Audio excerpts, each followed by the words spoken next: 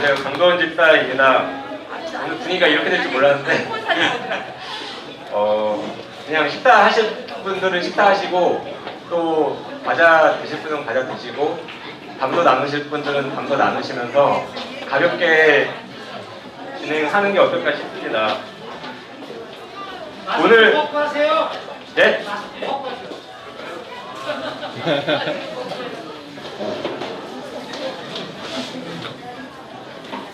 시간이 별로 없어서 저희가 3시부터 음악회를 해야 되고 이제 저 다음에 그 정원준 청년이 스타트업 벤처기업 창업 노하우에 대해서 또 발표를 해주실 거기 때문에 저에게 주어진 30분, 35분 시간 동안 빨리 설명드리도록 하겠습니다. 상속을 해주셔야 되는 입장이시거나 상속을 받으셔야 될 입장이시면은 좀 귀담아 들으시면 좋고, 오늘 얘기 드릴 부분은 상당 부분은 상속세나 증여세랑 관련된 세금 문제가 좀 언급이 될 거고요. 혹시 뭐 그런 상관이 없으신 분들은 또 편하게 그냥 개인적인 볼일 보시면서 계시면 되겠습니다. 이게 지금 잘 안 보이실 거예요. 지금 멀리서도 계신데 일단 일반적인 거 한번 설명드리겠습니다.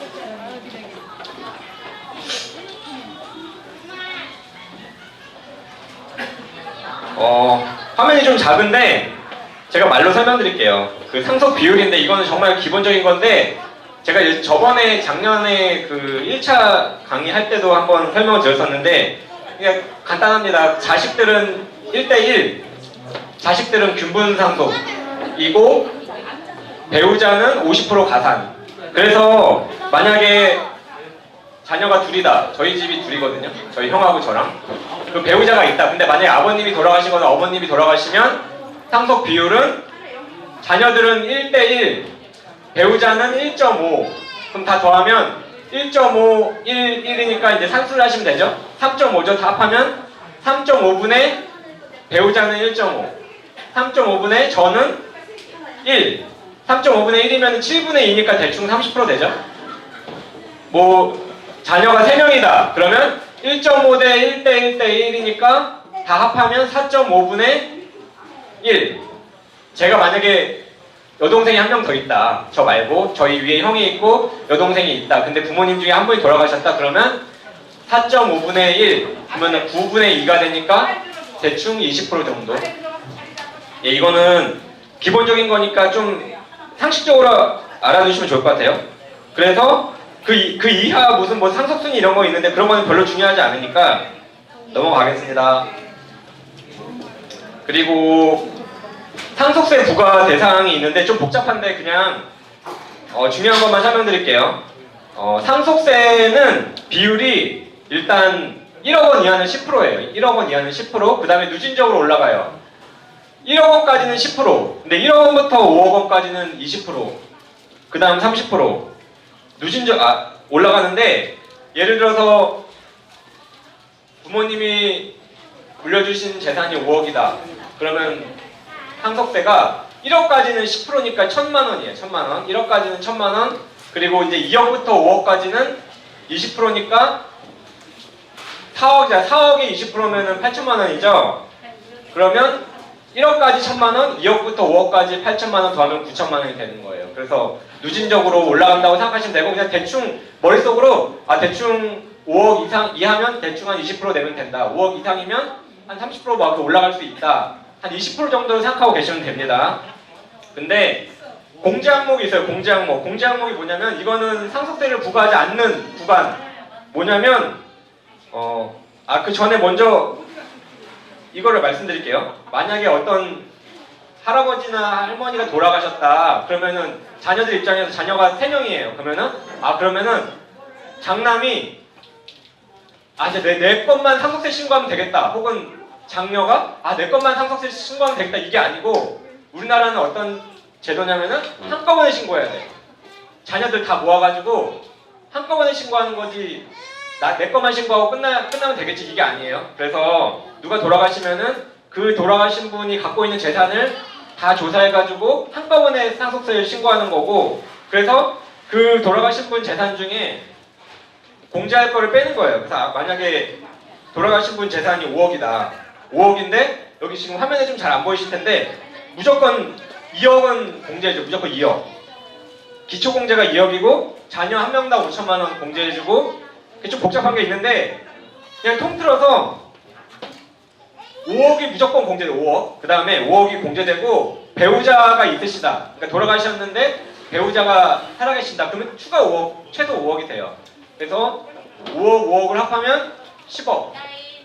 10억은 공제가 된다. 그래서 돌아가신 분의 총 재산이 조금 계산식이 다를 수 있는데 일단 그냥 제가 단순하게 표현해서 10억이다. 그러면 상속세가 발생이 안 돼요.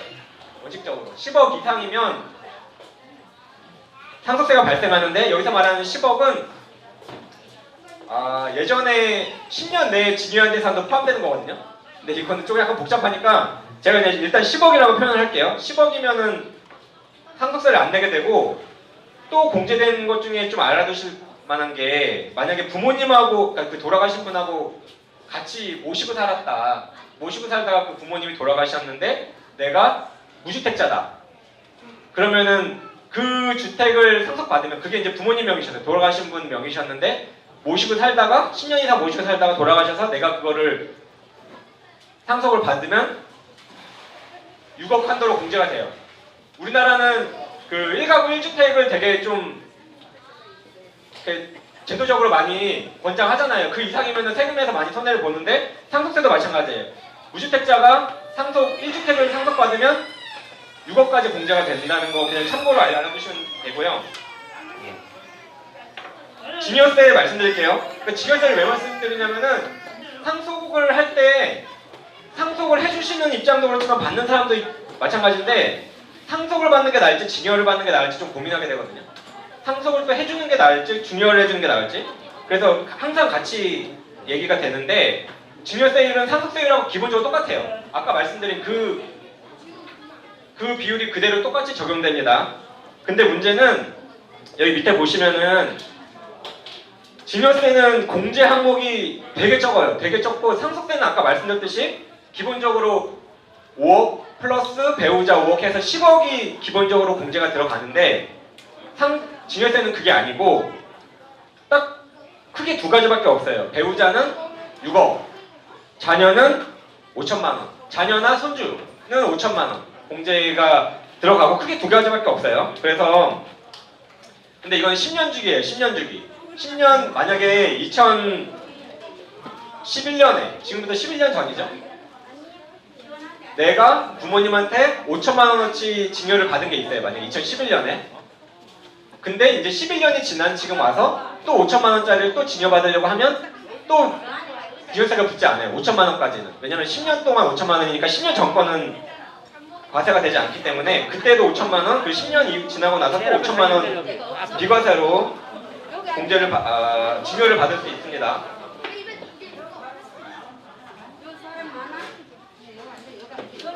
이거는 사례가 되게 복잡해서 이거는 여기서 그냥 설명을 안 드리고 제가 그냥 말로만 설명드리면요.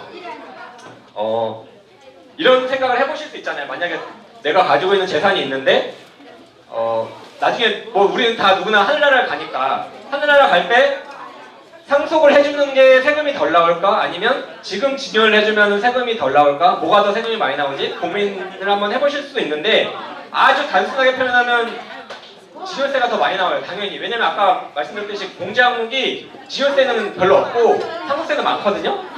그래서 단순하게 표현하면 상속이 더 유리한데, 근데 사실 더 따지고 보면 그건 아닌데, 그건 뒤에 가서 다시 말씀을 드릴게요. 그러니까 이 사례는 조금 지금 설명드리기가 좀 뭐해가지고 넘어가겠습니다.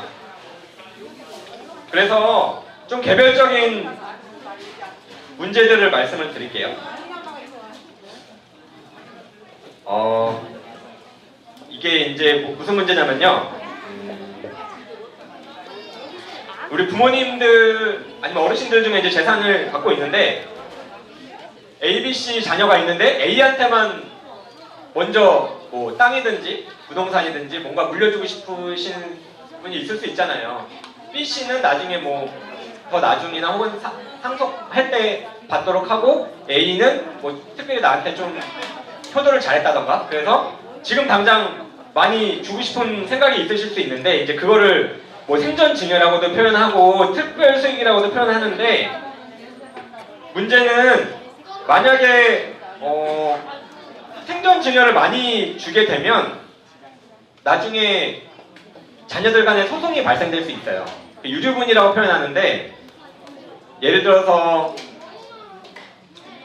저희 집을 예로 들게요. 저희 집이 그 받은 거 아닌데 형제가 2명이고 부모님이 살아계신데, 만약에 상속 비율이 아까 제가 말씀드렸듯이 1.5대 1대 1이니까 제 상속분은 7분의 2예요. 대충 30%.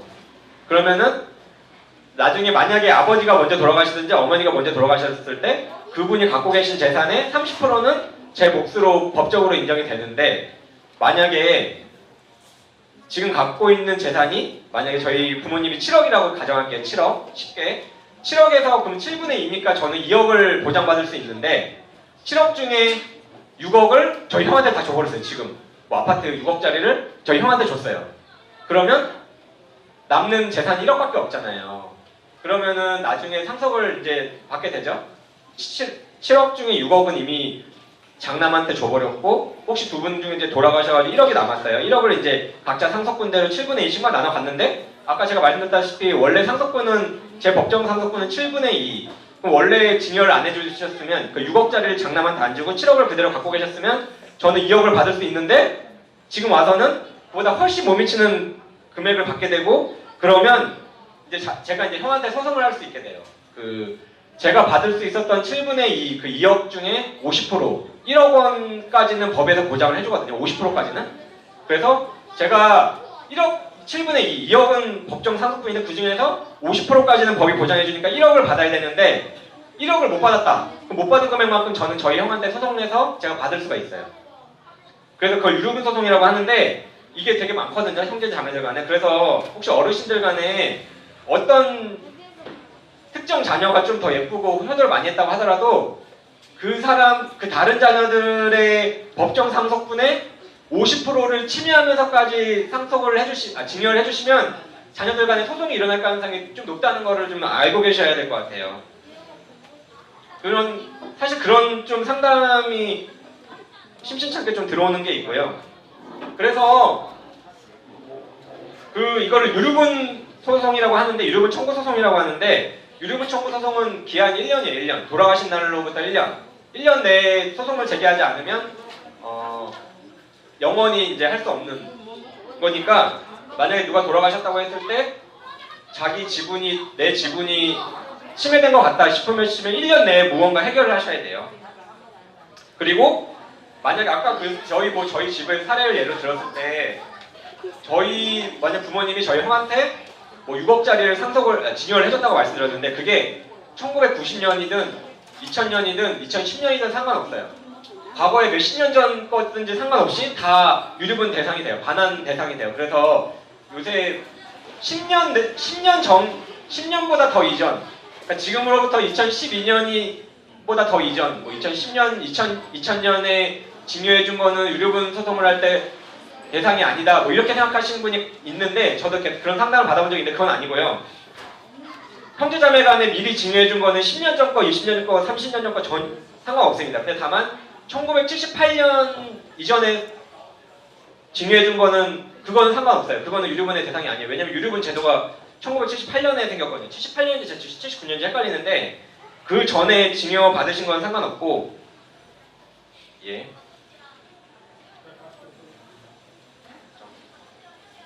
그리고 여기 밑에 그 상속재산 조회 문제는 제가 저번에도 한번 말씀드린 적이 있는 것 같은데, 만약에 그 부모님이나 어르신이 돌아가셨을 때는 일단은 동사무소나 구청을 가면은 상속재산을 조회할 수 있거든요. 그래서 돌아가신 분이 갖고 있는 부동산, 예금, 보험을 다 조회할 수 있어요, 자녀들이.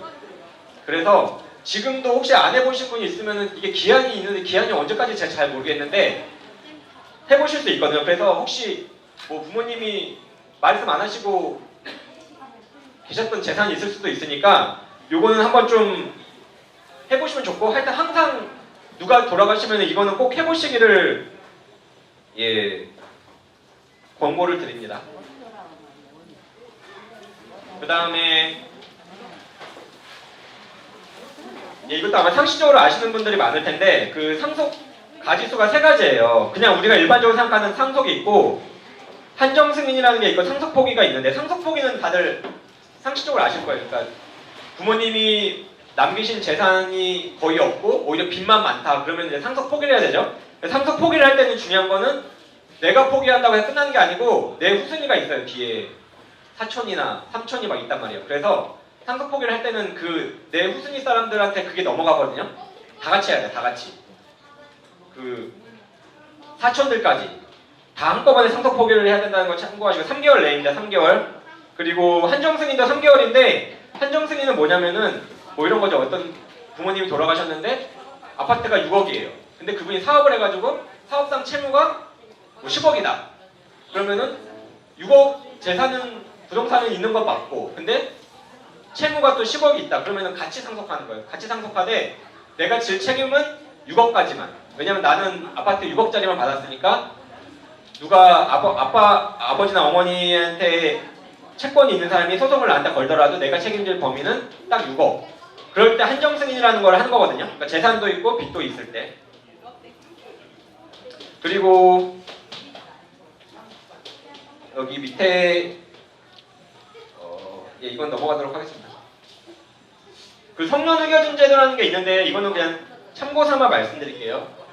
그 도입된 지 그렇게 오래된 제도는 아니고 최근에 도입된 제도인데 이제 그런 경우가 있잖아요. 그러니까 어르신분들 중에 이제 조금 더 나이가 드실수록 정신적으로 조금 약해지시고 그 정확한 판단 능력이 항상 유지되는 건 아니고 어떨 때는 조금 잘 안 되실 때도 있고 이런 분들에 대해서 이제 후견인을 지정하는 거죠. 그 조금 정신적으로 좀 편찮으시면 그분의 자녀나 이런 사람들을 후견인을 정해서 그 재산을 마음대로 처분할 수 없게 만드는 제도가 있는데 요런 제도가 있다는 것도 그냥 알아두시고 요거는 꼭 그러니까 정신적으로 뭔가 어려움이 생길 때만 하는 건 아니고 그 전에도 할 수 있어요. 미리 내가 조금 나중에 걱정이 된다 싶으면은 뭐 60세, 70세 되신 분들도 지금 상황에서 후견인을 지정을 할 수가 있습니다. 그래서 미리 후견인을 지정할 수 있다는 걸 알아두시면 좋고요. 그러면 그 후견인이 지정된 후견인이 마음대로 재산 처분하는 게 아니고 이제 법원의 허가를 받아서 재산 그 정신적으로 좀 약하신 분의 재산을 관리하고 법원에 보고하고 이렇게 되는 거예요. 그래서 뭐 후견인을 지정했다고 해서 마음대로 막 후견인이 재산을 처분할 수 있는 건 아니다라는 거를 예, 알고 계시면 되겠습니다. 그다음에 상속하실 때 보통 협의분할을 많이 하는데 그러니까 협의분할이 뭐냐면 상속할 때 보통 두 가지인데 그냥 법정 상속분대로 아파트가 있다 그러면은 아까 저희 집안 비율처럼 뭐 7분의 2로 그냥 상속 등기를 해버리면은 끝날 수가 있는데 근데 그 협의분할은 뭐냐면 뭐 남기신 재산이 아파트도 있고 예금도 있고 땅도 있고 하면은 뭐 아파트는 A가 갖고 예금은 B가 갖고 뭐 이런 식으로 서로 협의해서 분할한다고 하는데 그게 협의분할이거든요. 근데 뭐 이런 생각을 하실 수도 있는데 만약에 상속분대로 하면 내가 2억 받을 수 있고 우리 장남 2억, 차남 2억, 장녀 2억 이렇게 받을 수 있는데 나는 그냥 1억만 받을래. 1억만 받고 장남이 뭐 그동안 잘 모셨으니까 내 1억 장남이 갖도록 하고 해서 1대 2대 2대 2억이 아니라 뭐 1억, 3억, 2억 이렇게 분할할 수도 있거든요. 근데 그렇게 분할한다고 해서 뭐 직결세가 부과되진 않아요. 그러니까 내가 받을 걸 이 사람한테 준다고 해서 직결세가 부과되는 건 아니니까 그렇게 협의 분할할 때 그렇게 해도 괜찮다는 거 내가 가질 몫을 다른 사람한테 줘도 괜찮다는 거는 참고하시고요.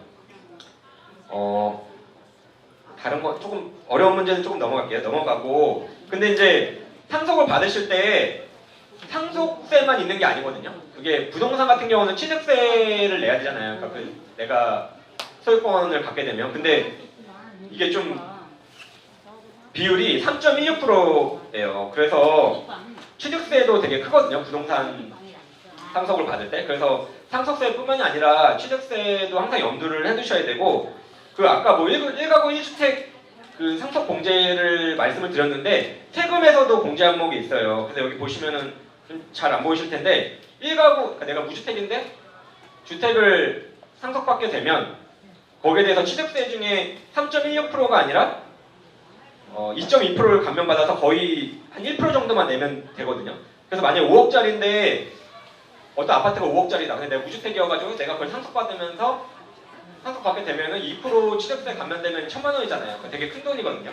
그래서 이제 협의 분할할 때 그런 걸 잘 염두를 해주셔야겠죠. 누가 이 사람 무주택자이니까 A가 뭐 집 갖고 뭐 B는 유주택자니까 뭐 땅을 갖고 뭐 이런 식으로 좀 분할을 할 수 있겠죠. 그리고 이런 문제도 좀 있는데 그 어르신 분들이 이제 생명보험이나 상해보험을 가입하면서 이게 돌아가시면 내 법정 상속인한테 보험금이 나오도록 하는 보험을 드시는 경우들이 있는데 그거에 대해서는 일단 기본적으로 상속세는 부과돼요. 상속세는 부과되고 근데 대신에 그거를 민법상의 상속재산으로 보진 않아요. 이게 무슨 얘기냐면은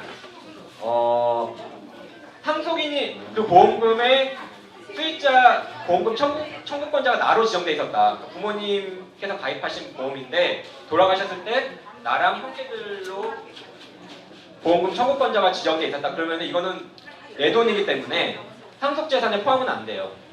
근데 세법상에서는 어쨌든 증여받은 거 부모님의 그런 보험료 납부 이런 걸 행위를 통해서 그게 나한테 이전된 거기 때문에 상속세 대상은 되고 그러면은 만약에 부모님이 보험계약을 체결하셔가지고 보험금이 1억이 나왔어요. 돌아가셨는데. 근데 사업을 하셔가지고 빚이 10억이에요. 그럼 상속을 할 수가 없잖아요. 그럼 이때는 뭘 하냐면은 상속 포기를 해야 되는데 상속 포기를 하더라도 그 보험금은 그대로 상속받을 수 있어요. 왜냐면 제가 아까 말씀드렸다시피 내 재산이니까. 그건 돌아가신 분의 재산이 아니고 내 재산이니까 상속 포기를 하더라도 1억의 보험금은 그대로 받을 수 있다. 거 참고하시고 그 대신 그거에 대한 그 상속세 1억이니까 10%인데 공제를 10억까지는 대부분 해주니까 상속세는 부과가 안 되겠죠? 1억 보험금이면 예, 참고해 주시길 부탁드립니다.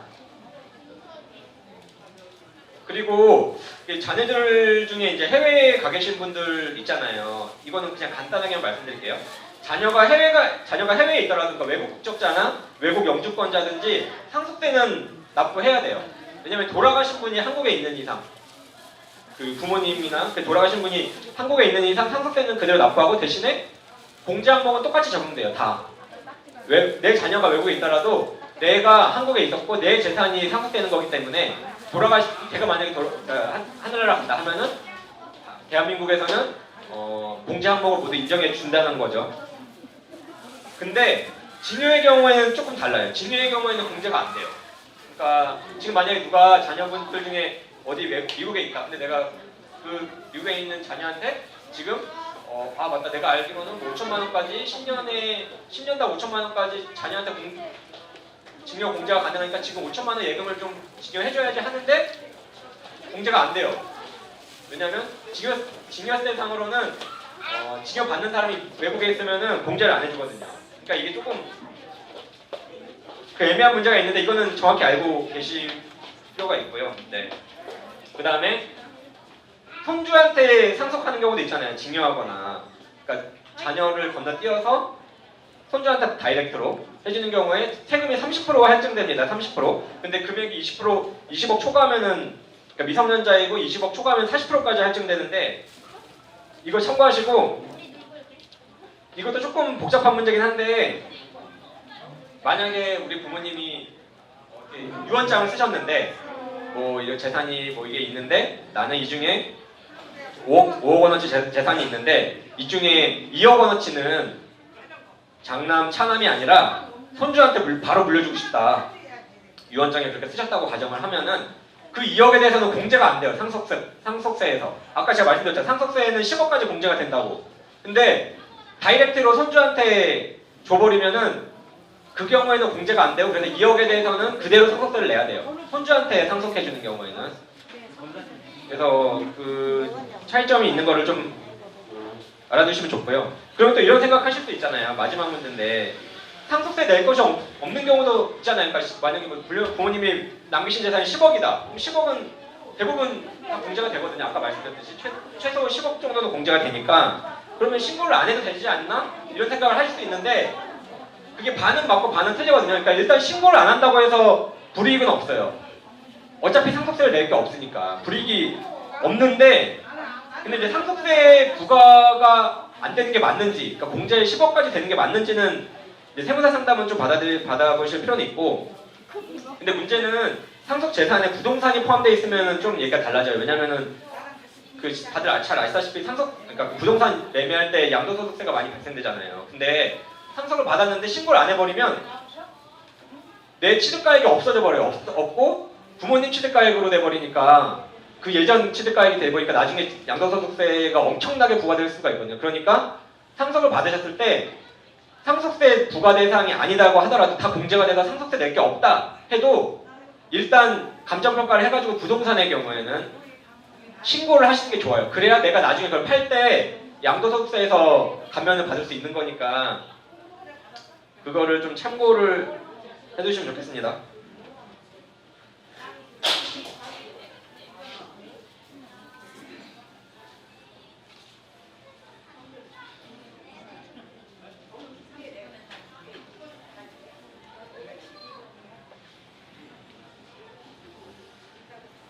네, 그러면은 이제 마지막으로 어떻게 상속 증여를 하는 게 좋을까?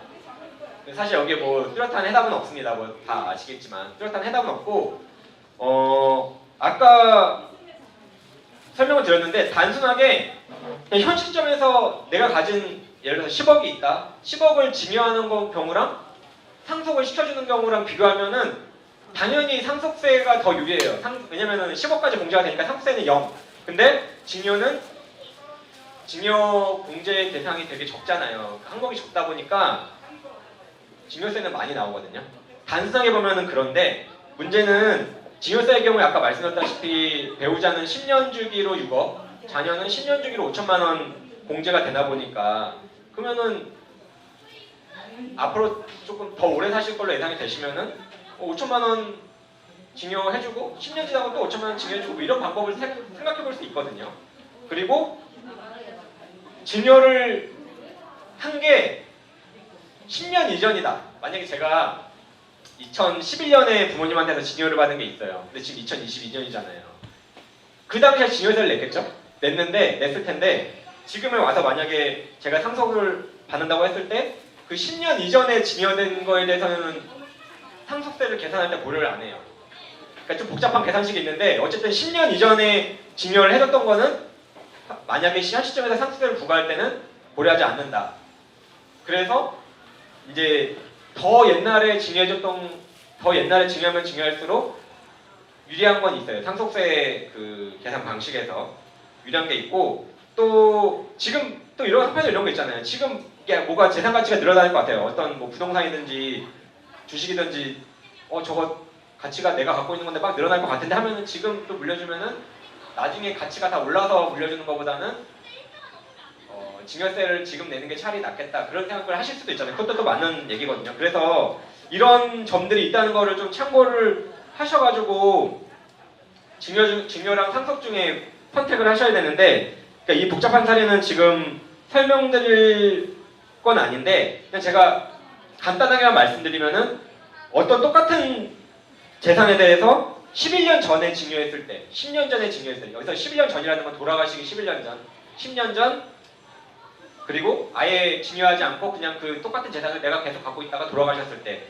세금 부담 비율이 이게 지금 좀 금액이 좀 커요. 이게 전체 재산을 50억으로 봤는데 보면은 뭐 11년 전에 일부 부동산을 증여하면 8억 9년 전에 증여하면 총 세금이 10억 이제 그냥 전혀 증여 없이 상속시켜주면은 15억 그러니까 기간별로 좀 세금 부담 비율이 좀 다르죠. 세금 부담 액수가. 그러니까 간단하게 말씀드리면은 약간 한 10년이나 이렇게 더 오래 사실 것 같으시면은 일부 재산은 미리 증여를 해주시는 게 세부담 측면에서는 확실히 유리하긴 합니다. 나중에 한꺼번에 상속시켜 주셔야지 하면은 세금이 좀 많이 나올 수가 있어요. 그러니까 그 여기서 말하는 세금은 아까 공제 10억을 초과하는 걸 말씀드리는 거예요. 10억까지는 어차피 상속세가 안 나오기 때문에 그거는 상관 안 하셔도 되고 만약에 가지신 재산이 10억이 넘는다 그러면은 이제 그때부터는 좀 고민을 좀 해보셔야 되는 거고요. 근데 여기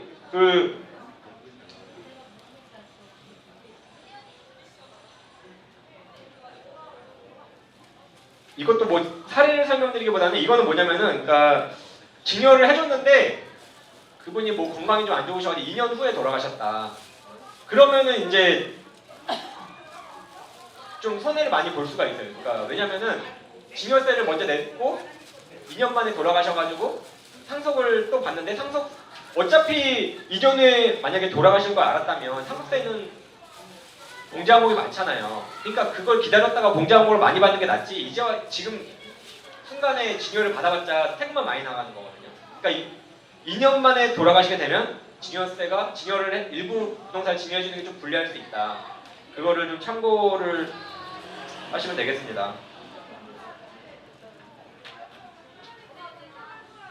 그래서 아까 그 자녀들 간의 유류분 반환 소송 문제는 제가 설명을 드렸는데 이게 또 어떤 일도 있냐면은 살아계신데 제가 최근에 질문을 상담을 받은 것도 부모님이 살아계신데 부모님이 자꾸 A한테만 주는 거예요, 재산을. 그러니까 B가 열받는 거예요, B씨가. 그래서 B씨는 유류분 소송은 생전에는 못해요. 부모님이 돌아가셔야만 할 수 있어요. 돌아가신 날로부터 1년. 그러니까 되게 안 좋은 얘기인데 그때만 기다리고 있는 거예요. 만약에 부모님이 그러니까 일찍 돌아가시면 된다 이게 아니라 이런 말은 아니고 부모님이 돌아가시면 소송 걸어야지 그 생각만 하고 있는 거예요. B씨 자녀가.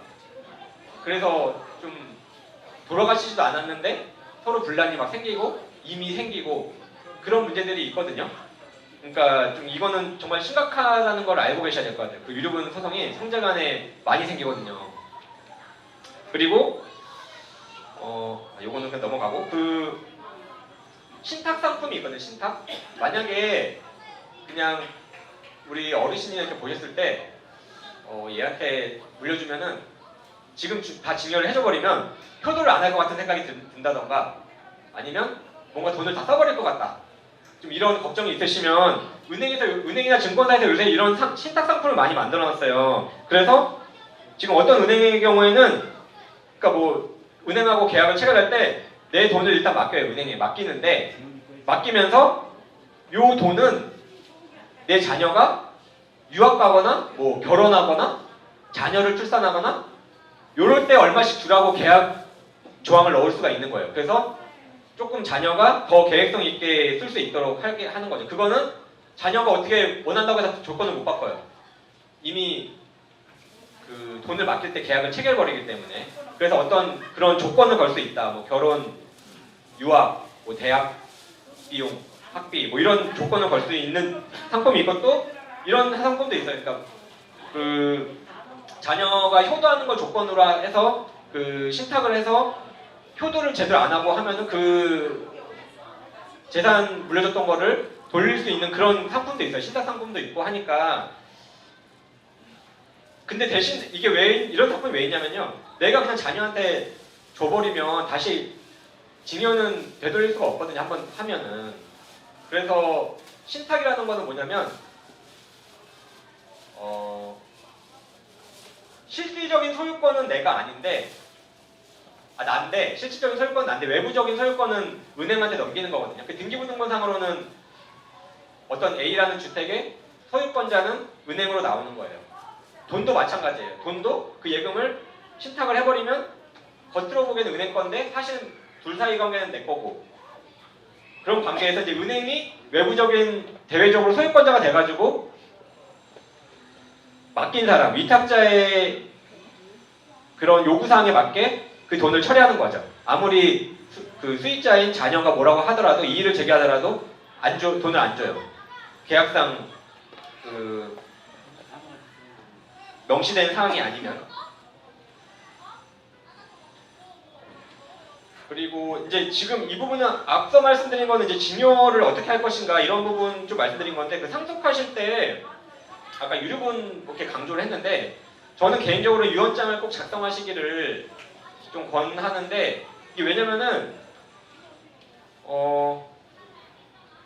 부모님께서 내가 이러이러한 뜻이 있어서 누구한테는 이걸 주고 누구한테 이걸 주고 이렇게 주고 싶다라고 해서 유언장을 쓰시면 자녀들 입장에서도 좀 그런 부모님의 유언을 받들어서 좀 덜 싸울 수도 있고 그런데 그게 아니면은 그냥 유언장 없이 돌아가시면 이제 자녀들 간에 다툼이 좀 일어날 수가 있기 때문에 유언장을 꼭 좀 쓰시는 편이 좋다고 저는 생각을 하고, 유언장은 꼭 뭐 공증을 받을 필요는 없어요. 변호사 사무실이나 어디 가서 꼭 공증을 받으셔야 되는 건 아니고, 지금 본인이 이 자리에서도 쓸 수 있어요. 양식만 갖추면 돼요. 근데 그 양식이 헷갈리시면은 뭐 저한테 한번 물어보셔도 되고, 그냥 여기 뒤에 저 예전에 한번 보여드린 적이 있는데, 그냥 뭐 부동산 A는 장남한테, 예금 얼마는 B한테, 토지는 뭐, 근데 그 작성하실 때 잘 적어야 됩니다. 부동산 지번까지 정확하게,